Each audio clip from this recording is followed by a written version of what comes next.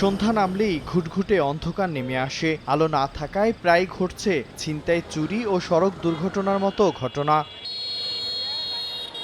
এমন ভোগান্তি নাটোর পৌর এলাকার প্রবেশের প্রধান দুই সড়ক দীঘাপতিয়া ও হরিশপুর এলাকার। অথচ নগরবাসী নিরাপদ চলাচল নিশ্চিত করতে ডিভাইডার সড়কের মাঝখানে স্থাপন করা হয়েছে 250টি বৈদ্যুতিক খুঁটি। প্রতিটি খুঁটিতে বসানো হয়েছে 300 ওয়াট ক্ষমতার এলইডি বাতি।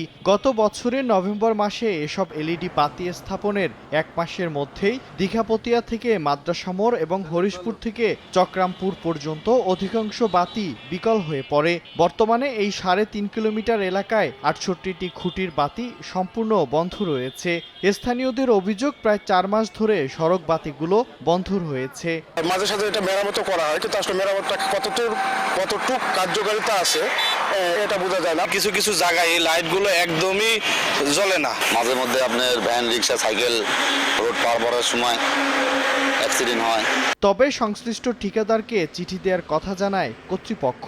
পুনরায় ঈদের আগে যেহেতু আবার বন্ধ হয়ে যাচ্ছে, আমরা ঠিকাদারকে আবার পুনরায় আজকে চিঠি রেডি করছি, আমরা ঠিকাদারকে চিঠি দেওয়ার জন্য ব্যবস্থা নিয়েছি। নিরাপদ ও আলোকিত নগর গড়ার লক্ষ্যে প্রায় 2 কোটি টাকা ব্যয়ে নাটোর পৌরসভার 9 কিলোমিটার এলাকা জুড়ে এই আধুনিক সড়কবাতি প্রকল্প বাস্তবায়ন করা হয়। সময় সংবাদ, নাটোর।